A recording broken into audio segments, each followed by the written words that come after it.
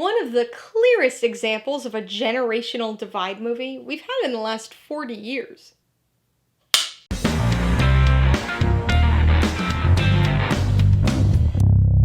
Hey everybody, welcome to Mainly Movies. Today I'm going to be talking about the 2005 musical fantasy, Charlie and the Chocolate Factory. If you're new here, please consider subscribing for a variety of movie-related content like reviews, rank lists, and trailer reactions. All my reviews include a breakdown of the pros and cons, my rating, and some tailored film recommendations, so be sure to watch through to the end of this video for all of that extra content. Charlie and the Chocolate Factory stars Johnny Depp, Freddie Highmore, and David Kelly, and was directed by Tim Burton. Based on Roald Dahl's 1964 novel of the same name, it tells the story of Charlie Bucket, a young boy who wins the chance to tour the chocolate factory of an eccentric chocolatier, Willy Wonka. Sometimes you watch a movie that makes you just have to ask why. Why did the filmmakers and writers make the choices they did? Why did the actors perform in the way that they did? But most of all, why does this film exist? When it comes to movies based on existing IPs, these types of questions always come up. Why adapt the story in the first place? Why put out that sequel or that prequel? Why remake a movie when a perfectly good beloved original is right there? In this particular instance, with Charlie and the Chocolate Factory, we're dealing with a case of readaptation rather than remake. Although I and many others have certainly referred to it as a remake of Willy Wonka and the Chocolate Factory, it's really just another adaptation of Roald Dahl's classic children's book. Dahl famously disliked the 1971 adaptation, and actually made a point to disown it because of some of the story and tonal changes that had been made. Another, more faithful adaptation of the book had been stuck in development hell since 1991, and it wasn't until Tim Burton got attached to the project that things finally moved forward. Tim Burton is a director with a very unique and identifiable style. In almost every case, when you watch one of his movies, you know it's a Tim Burton film without ever having to watch the credits.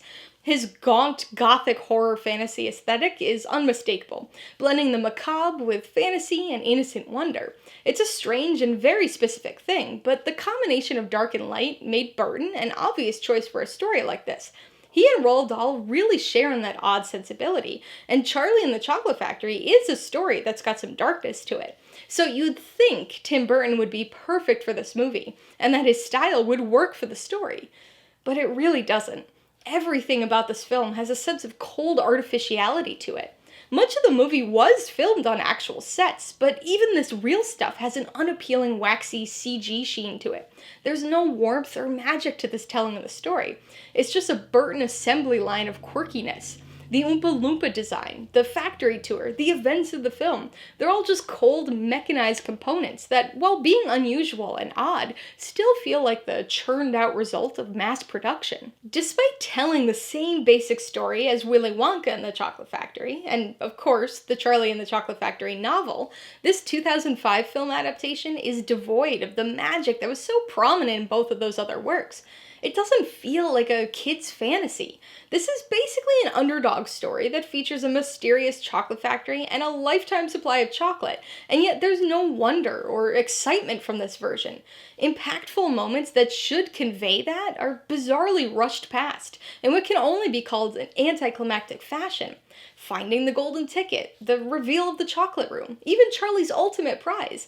Everything is just matter of fact, or by default, because he happens to be the last one standing there in the room. Charlie is more cheerful in this one, albeit unduly hopeful, and Freddie Highmore does a good job of injecting the film with what little warmth and sweetness it does possess, but the coldness of everything else is a major detriment here, as is the destruction of any sort of wonder or mystery. There's no ambiguity here, and everything is explained away. The fate of the other kids, the specifics of Charlie's home life, even Wonka's past, with the addition of a flashback-laden subplot. Speaking of Wonka, yikes.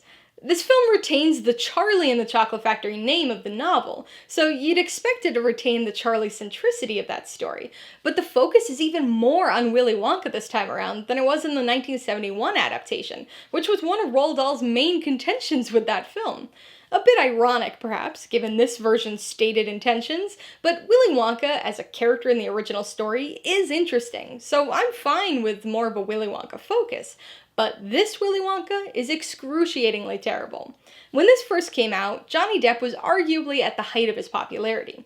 Pirates of the Caribbean had completely altered the trajectory of his career, so for the next several years he was everywhere and always playing kind of weird characters. Just like with Tim Burton as the director of the film, Johnny Depp seemed like he could be a really good fit for Willy Wonka, but he's easily my least favorite aspect of the film. And that's saying something with this one. I mean, what even is this performance? Truly awful. Weird for the sake of being weird. A bizarre, cold, Michael Jackson-esque take on the character that lacks any sort of charm, whimsy, or nuance.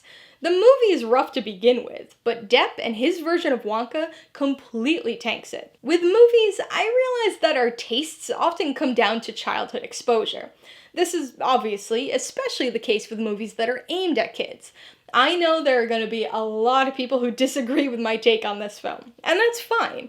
In talking with people, it's clear that there's a bit of a generational divide with this one. People who were young, or maybe not even born yet when this movie came out, seem to overwhelmingly love it.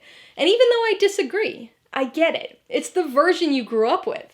I was in high school when this movie came out, so it was the 1971 version that I grew up with and made those strong childhood connections with. When rewatching Charlie and the Chocolate Factory and writing this review, I intentionally tried to avoid making direct comparisons to the 1971 version, because I know that I do have that nostalgic childhood bias.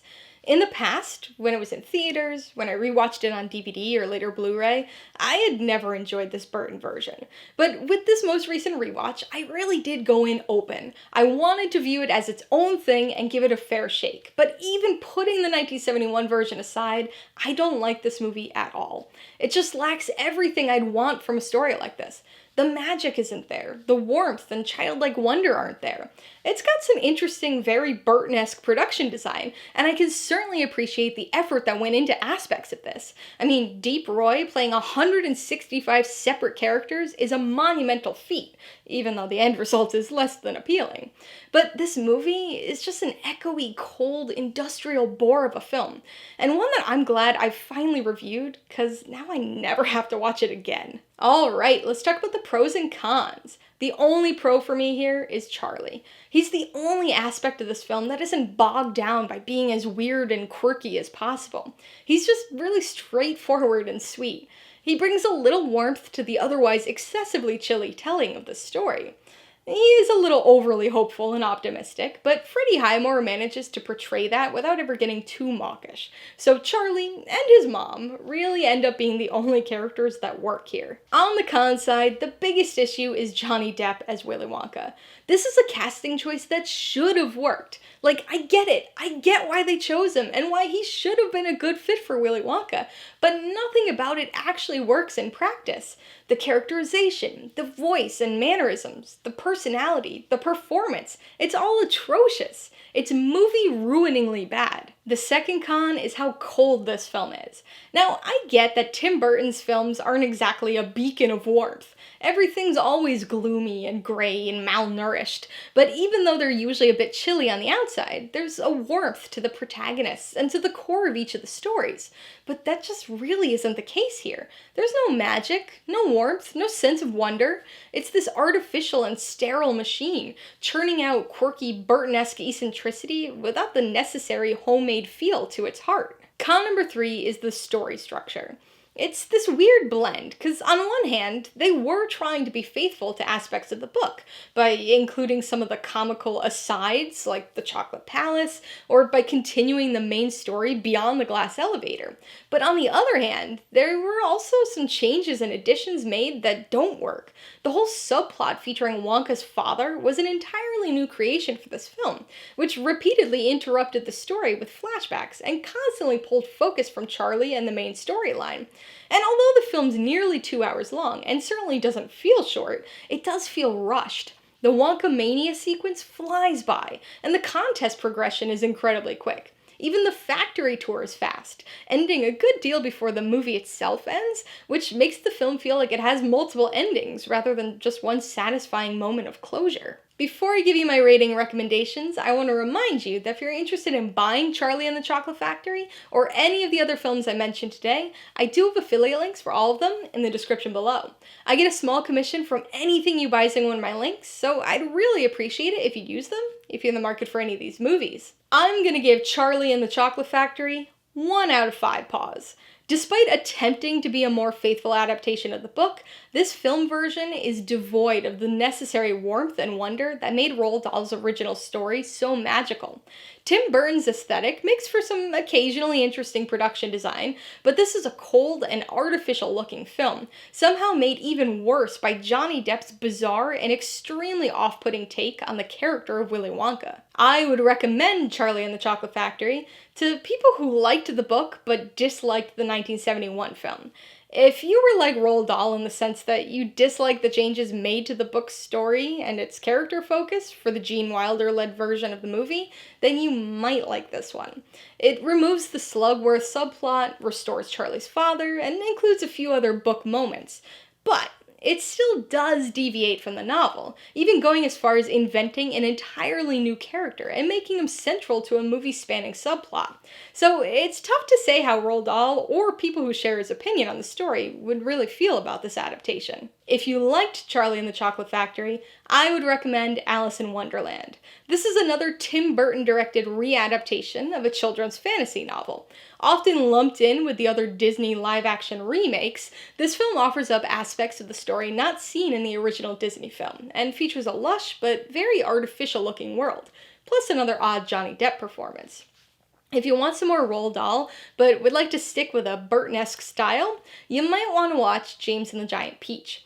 Based on Dahl's 1961 novel and produced by Tim Burton, this part live-action, part stop-motion film tells another fantastical and frequently frightening story of a boy escaping abuse by way of a magical peach. And if you like the story of Willy Wonka, Charlie, and the iconic Chocolate Factory, I'd be remiss not to recommend the 1971 adaptation of the story, Willy Wonka and the Chocolate Factory. Although telling the same basic story, it has some darker and more ambiguous elements, but also features a good deal of warmth and a fantastic performance by Gene Wilder as Willy Wonka. Alright, a couple questions for you guys. Number 1, have you seen Charlie and the Chocolate Factory? If so, what'd you think of it? And number 2, what's your favorite movie based on a Roald Dahl story?